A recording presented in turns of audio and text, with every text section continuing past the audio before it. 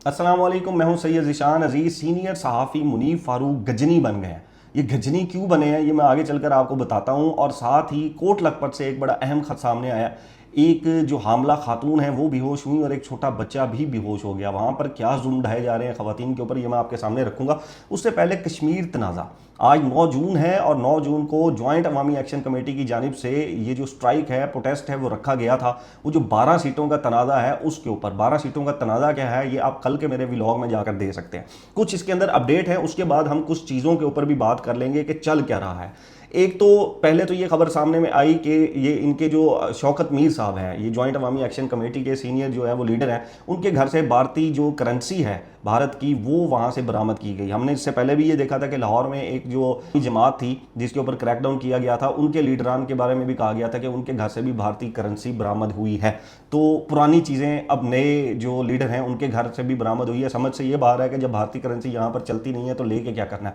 दूसरी चीज़, जो मुजफ्फराबाद के अंदर आज एक ऑपरेशन किया गया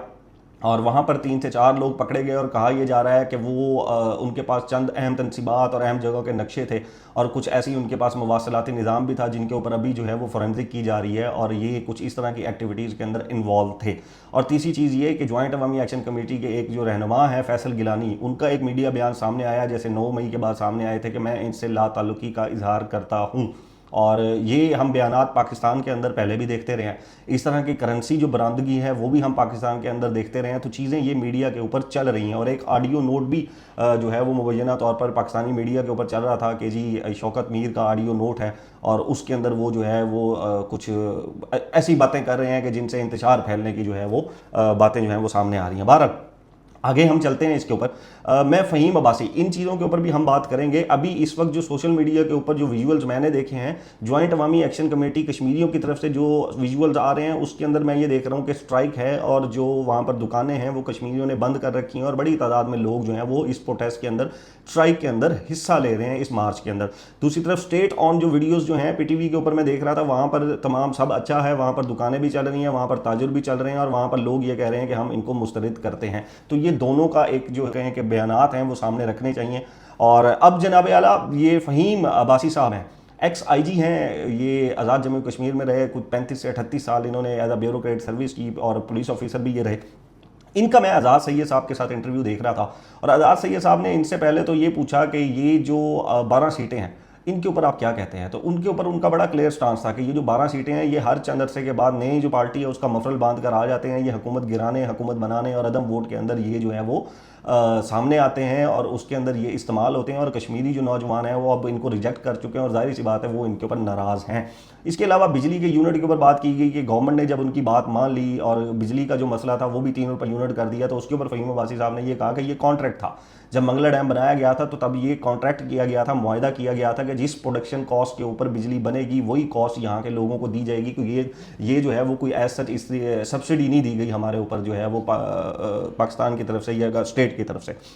साथ उन्होंने अपने मसाइल भी बताए, वही मसाइल हैं जो शौकत मीर साहब भी जो है वो ये आज़ाद इसकी जॉइंट अवामी एक्शन कमेटी का लदम जिसको अब करार दे दिया गया है, वो भी यही बयानात बताते रहे कि यहाँ पर बिजली का निज़ाम ठीक नहीं है, इंटरनेट का निज़ाम यहाँ पर ठीक नहीं है, आंधी तूफान आ जाए तो खंबे और तारों का निज़ाम ये है कि 2-2 3-3 दिन बिजली नहीं आती, इंटरनेट यहाँ पर बंद रखा जाता है। हेल्थ कार्ड वहाँ पर जो प्रोटेस्ट था उसके बाद जो मुआहदे हुए उसके अंदर जो हेल्थ कार्ड था उसको चलाया गया 1 से 1.5 माह के लिए और उसके बाद फिर उसको भी बंद कर दिया गया। यही बात फ़हीम जो अब्बासी साहब हैं वो भी यही बात कर रहे थे कि यहाँ पर रेफरल सिस्टम जो है वो चलता है अस्पतालों के अंदर, ना एमआरआई मशीन है ना यहाँ पर सीटी स्कैन है, तो रेफर कर दिया जाता है जी आप इस्लामाबाद चले जाएं या कहीं और जाकर वहाँ पर आप जो है वो ये सारी चीज़ें कर लें। अब इसके अंदर जो 12 सीटें हैं उसके ऊपर भी उन्होंने बात की जो मैंने आपके सामने रखी। जैक जॉइंट अवामी एक्शन कमेटी के बारे में उन्होंने जो है वो सवाल उनसे पूछा गया कि ये जो गद्दार और ये सारा कुछ, तो उनका ये कहना था कि ये नाराज़ लोग हैं, कश्मीरी जो नौजवान हैं वो इस वक्त नाराज़ हैं, वो इस वक्त गुस्से में हैं, तो उनके साथ मुज़ाकरात करने चाहिए, उनके साथ बातचीत करनी चाहिए। यही बात मैं कल भी कह रहा था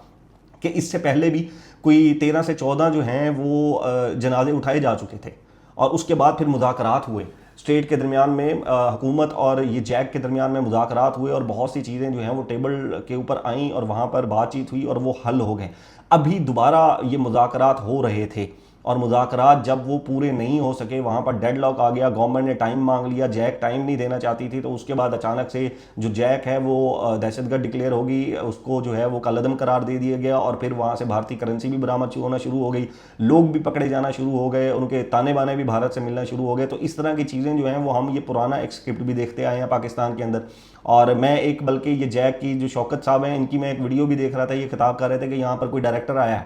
اور وہ جو ڈائریکٹر ہے, میں نے اس کو کہا کہ یہ جو وہاں پر آپ لوگوں نے پاکستان کے اندر جو ایک سیاسی جماعت کے خلاف جو ہے وہ کیا ہے ڈرامہ, جو اسکرپٹ آپ نے کیا ہے وہ یہاں پر نہیں کرنا, آپ نے یہاں پر ہم لوگ نہیں کرنے دیں گے. میرے خیال میں وہ تحریک انصاف اور 9 مئی کو جو ہے وہ کوٹ کر رہے تھے.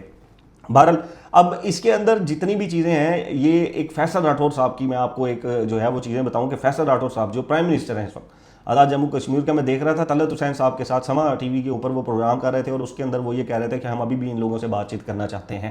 اور ہم جو ہے وہ ان سے بات چیت کرنا چاہتے ہیں, یہ ہمارے اپنے لوگ ہیں. ابھی وہ یہ بات چیت کر ہی رہے تھے کہ طلعت حسین صاحب نے اپنے جو ہے وہ موبائل میں ان کو میسج آیا مقتدرہ حلقوں سے, وہ آپ سمجھدار ہیں, آپ کو بہتر پتہ ہے, تو وہاں سے میسج آیا, انہوں نے بتایا جی مجھے ابھی میسج آیا کہ یہ 3 پوائنٹس کے اوپر کبھی بھی کوئی بھی جو ہے وہ بات چیت نیگوشیشن نہیں ہوگی. ایک تو 12 سیٹوں کے اوپر کوئی بھی بات نہیں مانی جائے گی, دوسرا یہ جو جیک جوائنٹ عوامی ایکشن کمیٹی ہے, اس کے جو رنگ لیڈر ہیں ان سے کوئی بھی بات چیت نہیں ہوگی, اور تیسرا یہ کہ 172 ایف آئی آر جو پرانی ایف آئی آر تھیں ان کو بھی ری انسٹیٹ کر دیا گیا ہے, یعنی کہ وہ دوبارہ بحال ہو گئی ہیں. جن کے اوپر جہاں مقدمات ہیں ان کے اوپر ان کی گرفتاریاں بھی ہوں گی, ظاہر سی بات ہے ان کے اوپر مقدمات بھی چلائے جائیں گے. تو جتنی بھی گورنمنٹ کی طرف سے اے جی کے کی طرف سے جو مذاکرات کے اندر چیزیں جو کچھ بہتر بھی ہو گئی تھی, وہ بھی ان کے بقول طلعت حسین صاحب کے بقول کہ اب ان کے اوپر بات چیت نہیں ہوگی.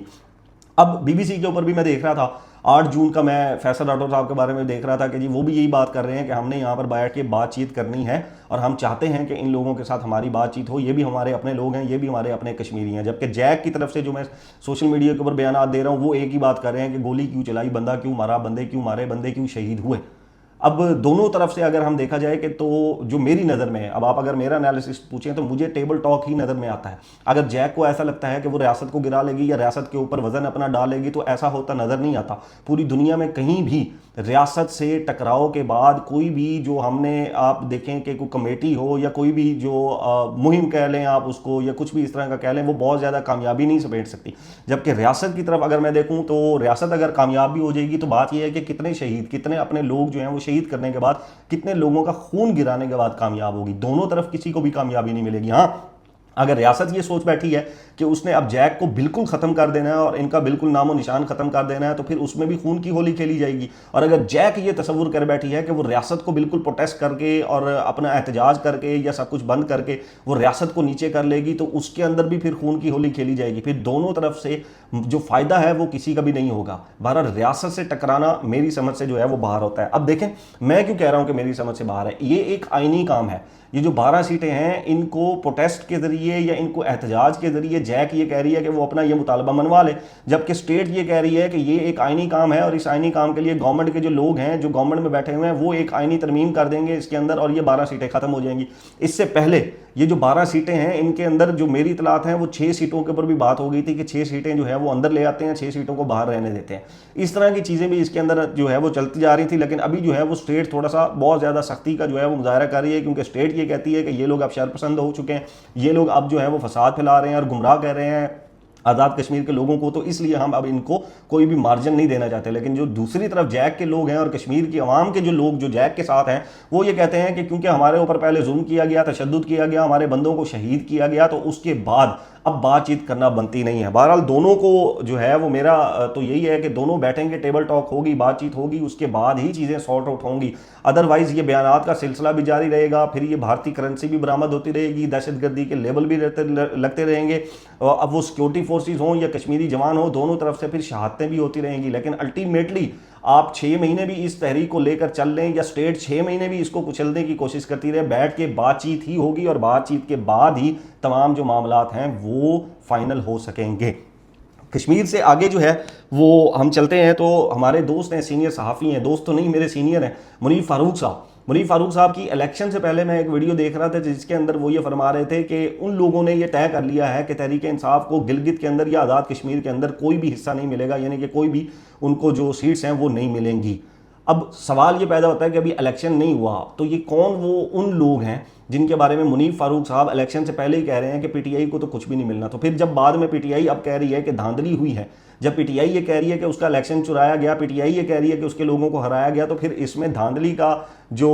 رولا ڈالا ہوا ہے اس کو پھر غلط تو نہیں کہا جا سکتا. اور پھر یہ کون سے لوگ ہیں جو الیکشن سے پہلے طے کر لیتے ہیں؟ وہی لوگ ہیں جو ہائیبریڈ پرو میکس کا نظام چلا رہے ہیں. ظاہر سی بات ہے وہ اسٹیبلشمنٹ ہے. تو اسٹیبلشمنٹ نے یہ طے کر لیا ہے کہ پی ٹی آئی کو گلگت کے اندر اور آزاد کشمیر کے اندر سیٹس نہیں دی جائیں گی. اب کی جو ویڈیو ہے, ابھی جو میں ریسنٹ ویڈیو دیکھ رہا تھا اس کے اندر میں یہ دیکھ رہا تھا کہ منیف فاروق صاحب فرما رہے ہیں کہ میں نون لیگ کو جو ہے وہ پتہ نہیں کس نے مشورہ دیا کہ یہ نواز شریف صاحب کو وہاں پر لے کر چلے گئے, لیکن ان کو وہاں پر کوئی بھی ووٹنگ نہیں ملی, جبکہ وہاں پر عوام نے جو فیصلہ ہے وہ پیپلز پارٹی کے حق میں کیا ہے.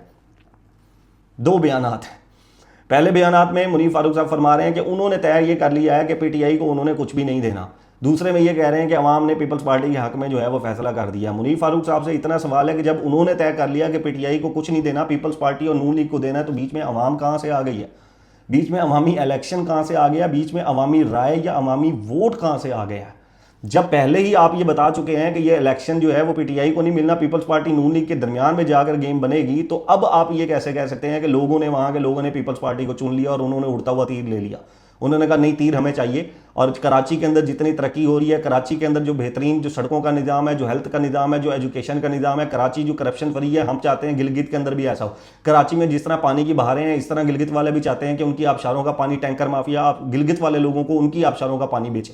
تو مبارک ہو پھر گلگت والوں کو اور ان منیف فاروق صاحب کو, جن کو انہوں نے بتایا کہ ہم نے یہ طے کر لیا کہ ہم نے پی ٹی آئی کو اب کچھ بھی نہیں دینا. عجیب گجنی قسم کے یہ جو ہے وہ لوگ ہیں جو پہلے ولاگ میں کچھ اور بات کرتے ہیں اور دوسرے ولاگ میں بات کرتے ہیں کہ جی اب تو یہ ہو گیا, عوامی لوگوں نے یہ ووٹ دے دیا. تو گجنی میں نے ان کا اس لیے نام رکھا, بھائی پہلے میں جب کہا کہ انہوں نے طے کر لیا کہ نہیں دینا اور پیپلز پارٹی اور نون لیگ کو دینا ہے, جب طے کر لیا تو پھر دوسرے میں یہ کیوں کہہ رہے ہو کہ عوامی لوگوں نے یا ووٹ نے, انہوں نے انتخاب کیا کہ ہم نے پیپلز پارٹی کا جو ہے وہ انتخاب کرنا ہے؟ تو عوام کہاں سے بیچ میں آ گئی؟ گجنی مت بنے. پہلا ولاگ یاد رکھیں اور دوسرے میں بھی وہی بولیں کہ پہلے سے طے شدہ تھا, کوئی عوامی ووٹ نہیں تھی, کوئی عوامی الیکشن نہیں تھا, کچھ بھی اس کے اندر چیزیں جو ہیں وہ نہیں تھیں. بہرحال جی, اب ایک کوٹ لکھپت سے خط فلک جاوید کا, یہ عمر صاحب ہیں, انہوں نے ایک خط سوشل میڈیا کے اوپر شیئر کیا اور اس کے اندر یہ دعویٰ کیا جا رہا ہے, فلک جاوید صاحبہ کی طرف سے یہ کہا گیا ہے کہ یہ جو خط ہے, یہ میں اس لیے لکھ رہی ہوں کیونکہ کوٹ لکھپت کے اوپر خواتین جو ہیں, ایک گاڑی کے اندر جس میں اندر 20 سے 22 لوگوں کی خواتین کی کیپیسٹی ہوتی ہے, جن کو عدالت لے کر جایا جاتا ہے, اس میں 40 45 55 تک خواتین لے کر جائی جاتی ہیں. اور میری اطلاع کے مطابق 2 جون کو جب عید کے بعد وہاں سے چند خواتین کو لایا گیا تھا, تو وہاں پر اچھا خاصا ڈرامہ کریٹ ہوا تھا. وہاں پر خواتین کو جب بھیڑ بکریوں کی طرح 50-55 خواتین کو اتنی جون کی گرمی میں جب لایا جا رہا تھا, تو وہاں پر خواتین نے پروٹیسٹ کیا تھا اور ایک اہلکار نے ایک خاتون کو تھپڑ بھی مارا تھا اور ان کو گھسیٹ کے گاڑی میں بھی ڈالا تھا, ان کو پکڑ کے گھسیٹا بھی گیا تھا. اور فلک جاوید صاحب اس کا نام عابد بتا رہی ہیں کہ جنہوں نے ایک خاتون کو گھسیٹا تھا. اور ساتھ ہی یہ بھی میری اطلاعات ہیں کہ ایک معصوم بچہ بھی بے ہوش ہوا تھا. اور ابھی جب 2 جون کو یہ گاڑیاں عدالت آئی تھی, یہ ایک گاڑی جب آئی تھی اتنی خواتین کو بھر کے بھیڑ بکریوں کی طرح, تو ایک حاملہ خاتون بھی بے ہوش ہو گئی تھی. فلک جاوید نے یہ پروٹیسٹ جج صاحبان کے سامنے بھی کیا تھا, ضلع کچہری کے اندر بھی کیا تھا اور سیشن کے اندر بھی کیا تھا. وہاں پر جج صاحب نے RI جو ہیں ان کو بھی یہ تنبیہ کی تھی کہ یہ اس طرح مت کریں, یہ بھیڑ بکریاں نہیں ہیں. ایک گاڑی کے اندر اگر 20 خواتین 22 خواتین کی کیپیسٹی ہے تو اتنا ہی لایا جائے, تو وہاں پر ان کو یقین دہانی بھی کرائے گی, لیکن اس کے اوپر عمل کچھ بھی نہیں ہوا. تو ایک جو قیدی ہے وہ مجرم ہے یا پھر وہ ابھی ثابت نہیں ہوا. کیا اس کے جو بنیادی حقوق ہیں, کیا اس کے جو انسانی حقوق ہیں, ان کو مجروح کیا جا سکتا ہے؟ کیا یہ لوگ انسان نہیں ہیں؟ انہوں نے جرم کیے ہیں, تو کیا قیدی کے بھی حقوق نہیں ہوتے؟ یہ جو خاتون بے ہوش ہوگی یا حاملہ خاتون, اگر اس کا بچہ ضائع ہو جاتا تو اس کا پھر جواب دہ کون تھا؟ کوئی بھی نہیں. کوئی بھی, کسی نے بھی اس کا جواب نہیں دینا. اس سے پہلے ایک معصوم بچہ گاڑی کے اندر بے ہوش ہو گیا. اور ساتھ میں اس کے اندر لکھا گیا ہے کہ جب میں نے وہاں پر پروٹیسٹ کیا تو مجھے کہا گیا یہاں پر تو خواتین کی چیکنگ بھی مرد اہلکار کرتے ہیں,